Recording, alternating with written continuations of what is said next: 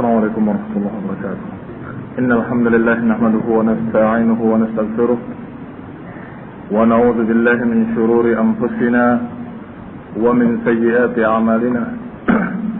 من يهده الله فلا مضل له ومن يضلل فلا هادي له، وأشهد أن لا إله إلا الله وحده لا شريك له، وأشهد أن محمدا عبده ورسوله صلى الله عليه وعلى آله وأصحابه والتابعين وتابع التابعين ومن تبعهم بإحسان إلى يوم الدين.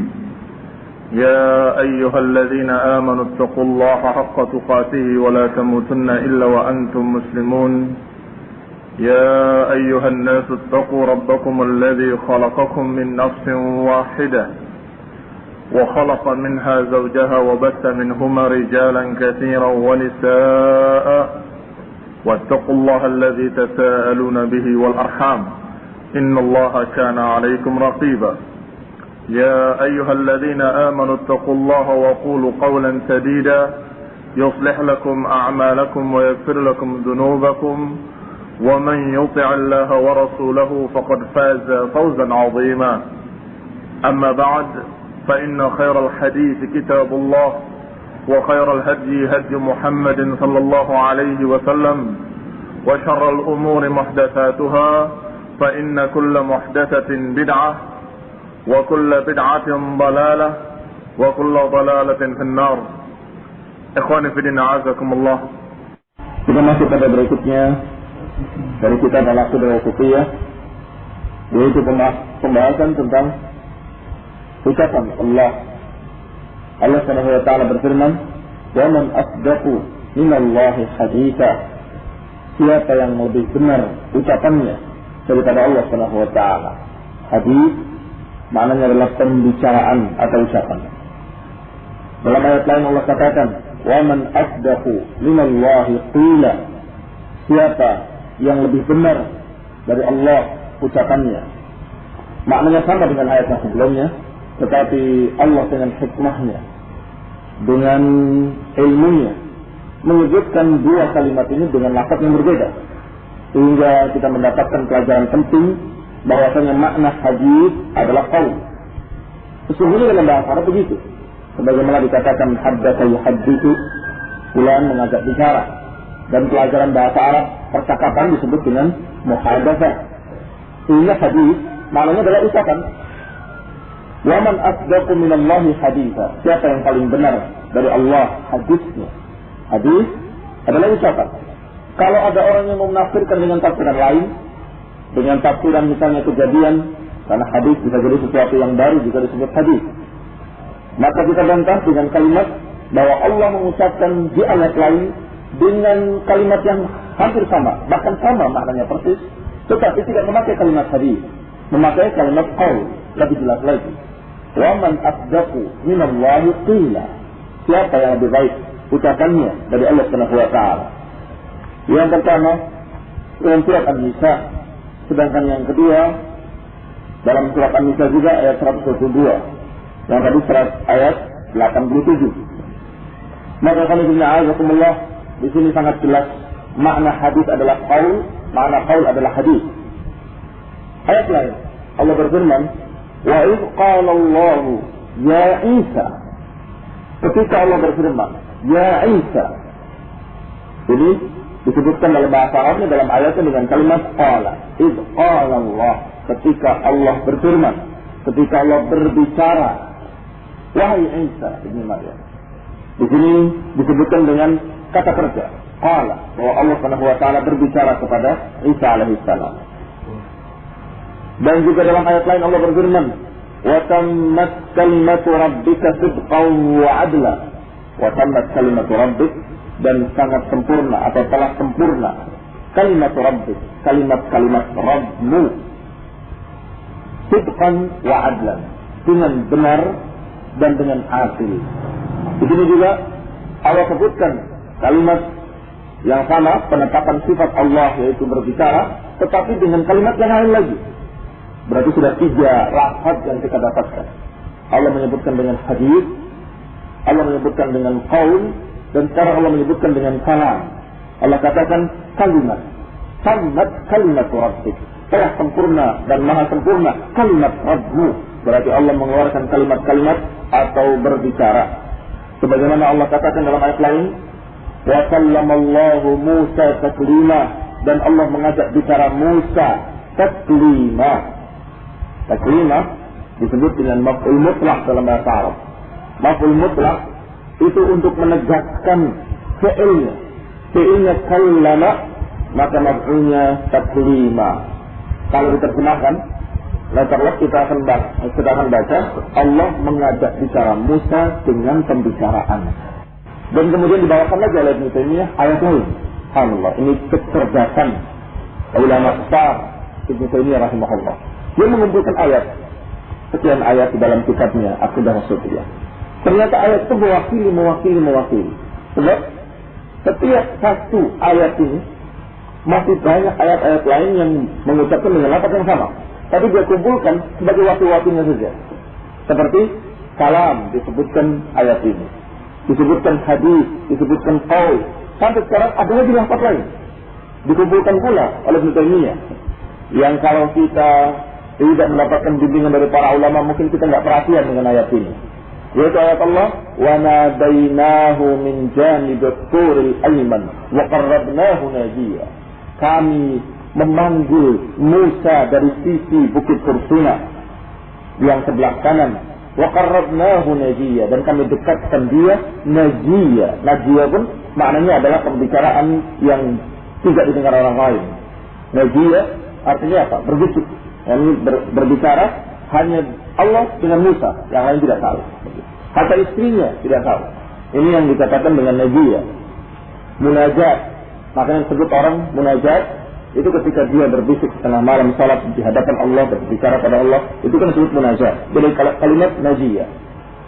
Di sini dikatakan wa nadainahu, dan kami memanggil Musa, dan kemudian kami berbicara dengan Musa dengan munajat atau dengan najiyah. Alhamdulillah, berarti dapat lagi kita lafaz lain lagi bahwa Allah mengucapkan dengan kalimat nida, panggilan, dan panggilan itu pembicaraan. Demikian pula najiyah, naji juga maknanya berbicara pula. Wa qaluhu ta'ala, dan Allah berfirman di dalam ayat lain, wa idnada rabbuka Musa aniqtil qaumadh dhalimin. Ketika Allah memanggil Musa, datangilah qaumadh dhalimin. Kalimat nada yunadi itu bermakna memanggil, bermakna pula berbicara. Buktinya di sini ayat ini menyatakan wa idnada rabbuka Musa, ketika Rabb kamu memanggil Musa dengan ucapan datangilah qaumadh dhalimin, i'ti qaumadh dhalimin, datangilah kaum yang zalim. Berarti di sini makna nida adalah pembicaraan juga. Wa nadahuma rabbuhuma alam anhaduma an tilkuma syajarah.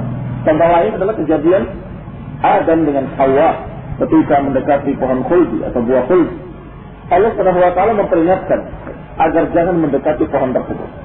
Allah katakan dalam Al-Qur'an, wa nadahuma rabbuhuma, dan memanggil keduanya Rabb mereka. Alam anhakuma an tilkuma syajarah, bukankah aku telah melarang kalian untuk mendatangi pohon tersebut? Berarti di sini nada bukan hanya memanggil, tetapi mengajak bicara. Nada rabbuka Musa, nada rabbuka Musa, dan di sini nadahuma rabbuhuma. Rabb mereka berdua, penguasa Tuhannya Adam dan Hawa, mengajak bicara keduanya. Alam anhakuma, bukankah kami telah melarang kau berdua dari pohon tersebut? Wa qawluhu, dan ayat lain, wa yawma yunadihim fayaqulu madza ajabtumul mursalin. Dan ingat nanti ketika Allah memanggil manusia seluruhnya dan mempertanyakan pada mereka, madza ajabtumul mursalin, apa yang kalian jawab terhadap para rasul? Yani bagaimana sikap kalian terhadap dakwahnya para rasul? Madza ajabtumul mursalin, artinya apakah kalian mentaati para rasul ketika para rasul tadi memerintahkan dengan perintah-perintah? Apakah kalian mentaati para rasul ketika rasul tadi melarang dari larangan-larangan? Madza ajabtum, apa yang kalian jawab? Bagaimana sikap kalian dengan para rasul? Ini yauma yunadihim, ketika Allah memanggil mereka atau mengajak bicara mereka. Alhamdulillah, ayat-ayat ini dikumpulkan oleh Syekhul Islam Ibnu Taimiyah untuk membuktikan ketegasan sifat Allah, bahwa Allah memiliki sifat kalam dan berbicara. Dan alhamdulillah, Allah sebutkan dalam Al-Quran tidak hanya dengan satu lafaz. Kalau hanya dengan satu lafaz bisa jadi ada yang menakwilkannya kepada lain. Sebab kadang-kadang bahasa memiliki dua makna, seperti hadis. Bisa makna berbicara, pembicaraan, bisa maknanya adalah kejadian. Bisa jadi mereka akan menakwilkannya kepada makna lain. Tetapi alhamdulillah disebutkan dalam Quran dengan lafaz hadis, dengan lafaz qaul, dengan lafaz kalam, dengan lafaz nida, dan dengan lafaz munajat. Alhamdulillah. Maka berkata Syekh Muhammad Khalil Harras, tadammanat hadhihi al-ayat isbat sifatul kalam lillah. Ayat-ayat ini semuanya menetapkan sifat kalam bagi Allah Subhanahu wa taala. Berarti tidak ada yang mengingkari sifat kalam ini bagi Allah kecuali orang-orang yang sungguh bodoh dan tidak mengerti tafsir-tafsir ayat, bahkan tidak mengerti bahasa Arab. Karena ayat-ayat ini sangat jelas secara bahasa, apalagi secara tafsirnya. Wa qad tanaza'a an-nas haula hadhihi al-mas'alah niza'an kabira. Maka manusia banyak bertikai tentang masalah ini. Fadinhum man ja'ala kalamahu subhanahu makhluqan munfasilan minhu. Ada yang berkata kalau ucapan Allah itu terpisah dari Allah. Yani betul-betul makhluk yang terpisah dari Allah Subhanahu wa taala. Maka pendapat pertama ini atau orang-orang yang berpendapat dengan pendapat pertama ini menakwilkan ayat tadi seluruhnya. Inna ma'na mutakallim khaliqul kalam. Kata mereka, karena pembicaraan itu makhluk, berarti maknanya berbicara adalah menciptakan pembicaraan. Maka mereka takwilkan semuanya. Hadis, mereka Allah menciptakan hadisa. Qaul, Allah menciptakan qaul. Kalam, Allah menciptakan kalam. Dan terus begitu sampai mereka menyatakan bahwa Allah Subhanahu wa taala menciptakan pembicaraan dengan lafaz semua itu tadi. Ini mu'tazilah. Sesungguhnya hakikatnya karena mereka mengingkari sifat Allah tadi. Wa minhum man ja'alahu laziman li dzatihi azaliyan wa abada wa yata'allaq bi masyiatihi wa qudratihi wa nafa 'anhu al-harf was-sawt. Ada pula yang menjadikannya bahwa itu sifat Allah azali itu terus menerus, abadan, azali itu tidak berawal, abadan itu tidak berakhir. Dan berkaitan dengan kehendak Allah, tetapi menafikan huruf was-sawt. Tetapi mereka menafikan huruf was-sawt. Tidak ada huruf, tidak ada suara. Jadi huruf suaranya itu makhluk. Tapi gimana Allah berbicara tanpa suara? Wa qala innahu ma'nan wahid fil azal wa humul kullabiyah wal asy'ariyah. Pendapat ini adalah pendapatnya Asy'ariyah dan pendapatnya Kullabiyah. Jadi Allah berbicara, tetapi makna yang ada pada Allah pembicaraannya. Adapun setelah suara, setelah terdengar kalimat, maka itu makhluk. Ini rancu lagi pendapat dari Asy'ariyah dan Kullabiyah. Wa minhum man za'ama annahu hurufun wa aswatun qadimah lazimah lidzat. Ada lagi yang mengatakan bahwa itu adalah suara dan huruf yang terus-menerus ada pada Allah. Terus-menerus ada pada Allah berarti zati. Padahal sifat kalam itu semestinya adalah bukan zati, tetapi dia adalah fi'liyah. Fi'liyah itu berkaitan dengan iradah. Kalau Allah mau, Allah berbicara. Kalau Allah tidak berkehendak, Allah tidak berbicara. Kalau yang berkaitan dengan kehendak, itu artinya dalam keadaan ketika berbicara, ya terdengar ucapannya, ketika tidak. Tetapi ini pendapat mengatakan tidak, itu suara terus ada pada Allah SWT. Ini juga ngawur lagi dan sesat lagi. Yaitu mereka adalah orang-orang gulat, orang-orang yang ekstrim dari kalangan ahli kalam. Wa minhum man ja'alahu hadithan qa'iman bi dzatihi ta'ala muta'alliqan bi masyiatihi wa qudratihi walakin za'ama anna lahu ibtida' fi dzatihi wa anna Allah lam yakun mutakalliman. Ada lagi yang berpendapat, ya saya beriman persis seperti Ahlussunnah. Tapi ada perbedaannya. Perbedaannya bahwa Allah Subhanahu wa taala berbicara itu baru kemarin saja ketika diutus para rasul. Sebelumnya tidak punya sifat berbicara. Ini tetap lagi. Tentunya sifat Allah azali wa abadi. Sifatnya Yani Allah memiliki kekuasaan untuk berbicara, dan Allah Subhanahu wa taala Maha berkehendak. Kapan Allah berkehendak Allah berbicara, itu azali wa abadi, tidak berawal dan tidak berakhir. Ini sifat tersebut, sifat fi'liyah Allah Subhanahu wa taala, yaitu kalam. Maka kapan Allah berkehendak, Allah mampu berbicara. Tidak hadis. Kesalahan mereka adalah menyatakan hadis baru terjadi itu kan. Ya yaqulu, dan semuanya panjang lebar membicarakan tidak berdasar sama sekali kecuali pendapat mereka dengan ilmu mantik mereka, ilmu kalam mereka, dengan akal-akalan mereka. Wa khulafatu madhhab Ahlussunnah wal Jamaah, ada ringkasan madhhab Ahlussunnah wal Jamaah, Allah Ta'ala lam yazal mutakalliman idza syaa. Ini jadi karena sangat jelas. Adapun Ahlussunnah menyatakan dengan tegas bahwa Allah tetap tidak berawal, tidak berakhir, memiliki sifat kalam kalau mau. Jadi kapan kalau Allah berkehendak, Allah berbicara. Dan itu sejak azali tidak berawal dan abadi tidak berakhir, sampai kepada masa yang tidak berakhir.